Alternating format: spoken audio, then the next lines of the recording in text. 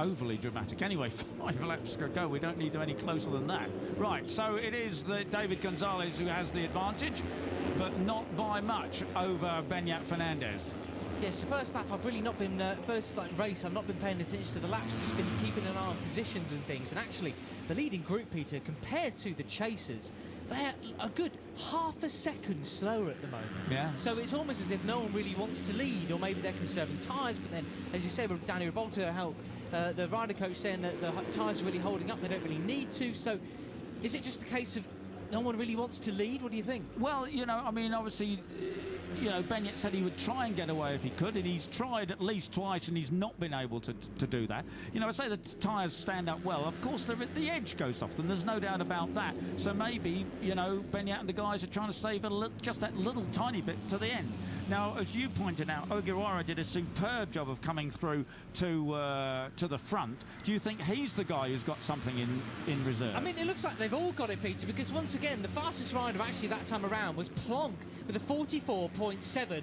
That is half a second quicker than your leader, David Gonzalez. No wonder that this is now a 20-wheeler, basically. You got Singapore in 10th place on the back of this. That's Bahosa having another moment at 69 in the back of shot at the final corner. Unfortunately, though, bad news for Carlos Cano fans. He's entered the pits as a technical issue and retirement. Oh, that's a tough luck on him now. Ogiwara, so, you know, he's now up in second place. He looks very good at it.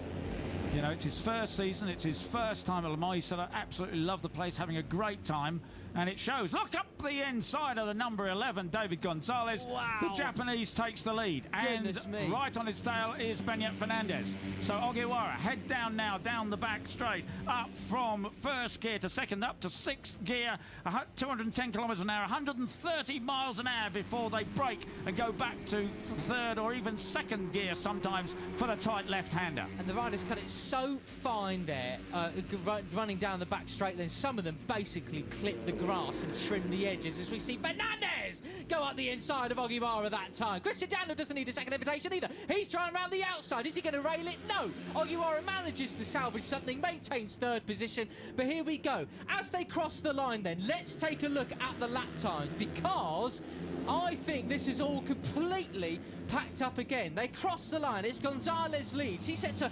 145.4. This is so slow, Peter.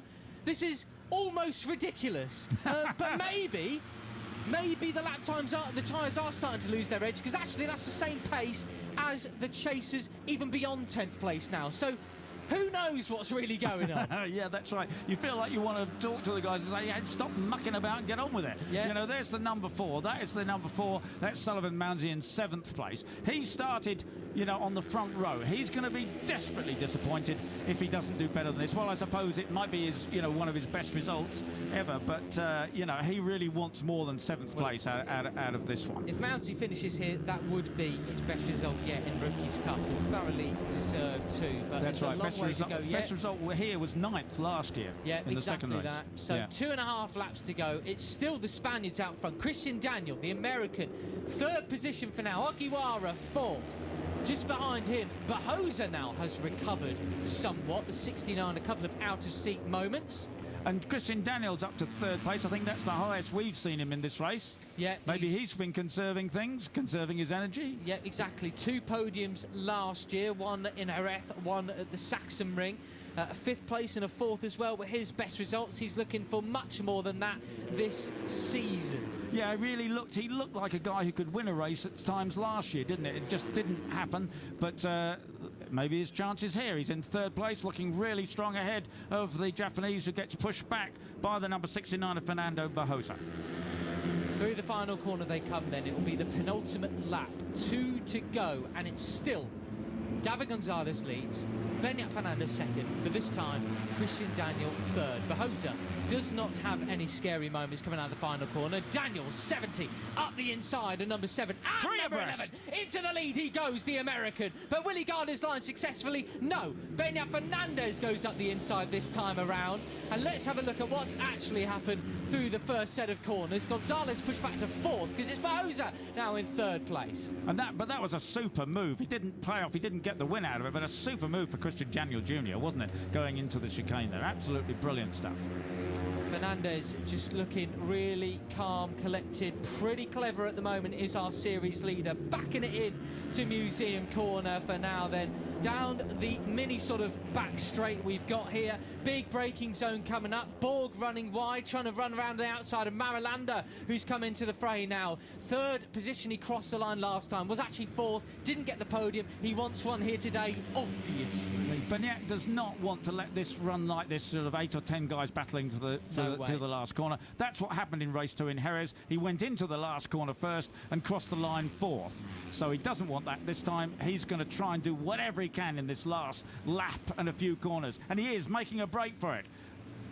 A few riders going wide in the back of shot there. I think that was Mounsey and Borg together, taking each other wide and potentially out of podium contention, but don't count them out just yet. Who knows? Fernandez got about, what, half a second gap now. He's eked out in this last sort of sector. He comes through the final complex of corners. Christian Daniel, hot on his tail, wants to reel him in to try and get that win here today. Keep it off the green, gents. We start the final lap. It will be series leader Fernandez leads for Christian Daniel. Gonzalez third, and who will be in fourth position? Ogiwara versus Bahosa, 2 rookies in Rookies Cup. But the number 11 of David Gonzalez picks up the slipstream. The number 70 of Christian Daniel has a slipstream as well. They close right up, but the 69 goes inside. Whatever advantage Bagnac Fernandez had coming onto the start and finish straight has disappeared. He goes down the hill, under brakes, up the inside goes David Gonzalez, no room. Here we are then, this is it. It's a big battle royale at the front. That half a second, well, unless they've got something special up their sleeves, then Bahosa, Daniel, Borg, Ogiwara, etc. might well be out of it. Daniel getting pushed back further from Ogiwara. He tries to rail him around the outside. Multiple lines at play there then. Oh, and he's got Maralander for company too. So Ogiwara fighting fourth, could be fighting for third. They fan out. Here's a big overtaking spot. Fernandez holds his line in front of Gonzalez. No way through this. Oh, no, there is. Gonzalez gets him on the cutback. Down the back straight they come. Absolutely superb. And the crucial thing is that they've all got slipstream. So David Gonzalez leads, but Bagnac Fernandez and the rest have the slipstream down the back straight, flat out in 6th gear. Hard on the brakes now into the left-hander, and it's all to be sorted out. It's going to be messy into the final corners, surely. Christian Daniel has a big moment. Straight back on the gas. Goodness me, that was nearly him out of the race. Fernandez up the inside. Perfect move from Bagnac Fernandez. He has to hold him off now. Brilliant. But up the inside, surely the number 11 is going to have another go into the fast corner. There's no green there. That's okay. He's going to try. 11 up the inside. Oh, down. He goes down. And Bagnac did superbly to miss him. Poor old David Gonzalez falls, but it's Brilliant. Bagnac Fernandez. Bagnac Fernandez wins across the line. And it's Ogiwara second place, Maralander third. He gets it. And I think there's another faller at the last corner that we just saw in the background. Oh. Unless it was No, I think it was Gonzalez, yeah. Well, he had to try. He had to try. He did try. And Bagnac, was he lucky or was it genius that he avoided the fall? I think it was Da Costa and Karpushin maybe also down.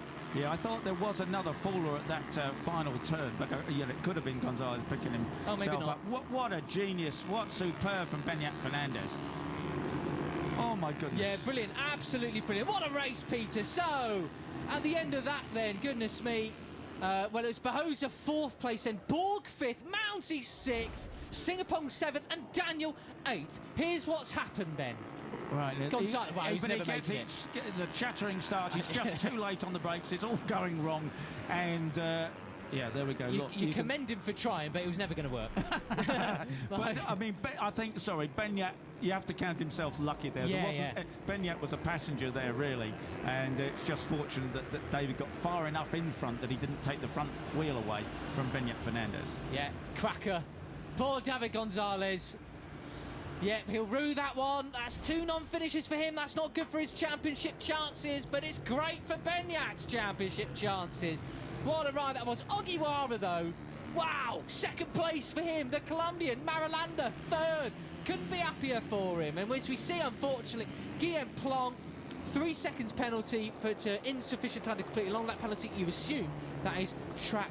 Oh, no, it's a shortcut at turn 10 on track limits. And David Da Costa did go down. I think Karpushin got caught up in that because he finished in 19th. Yeah, turn 10, that's the right-hander of the chicane off the back straight, so presumably he didn't make it through the left-hander, cut across the right-hander turn 10, and now gets penalised for that. Wow, cracker. That's what we like, Peter. You think so? Yeah, really, yeah, great way to kick off the Rookies Cup action this weekend. And, you know, give credit, you know, Mounsey and Singapore both put in their fastest laps of the race on the final lap. Yeah, so they were pushing to the end. Superb. Riders, if you're wondering where they're going, they're being sent back to the Rookies Cup tent, which is half a mile away, unfortunately, from the paddock. But the others will go to Parc Fermé. It's like going on a plane. Although when you go on a plane, obviously you want to be sent left, and everyone else sent right. You're with the peasants like me. Wow. And Ogiwara, he's, you know, I think he's given fair warning, as is Marulander, you know, but we knew Marulander from Jerez was good, but Ogiwara's given fair warning that he's somebody to be reckoned with. Yeah, brilliant. Yeah, fantastic. You know what I love about Rookies Cup this year? You just never tell who's going to be there. That's right. It's all these new guys, so strong, you know. And we've got the chaps who are in their third year, looking around and saying, "Oh my goodness, where have all these new guys come from?" Yeah. I mean, it's like Christian Daniel, one of them. Sort of, he was in contention for that podium, but then just too hard on the gas coming out of turns 9 and 10, and well, 8th place it is, but only a second off the win. That's right.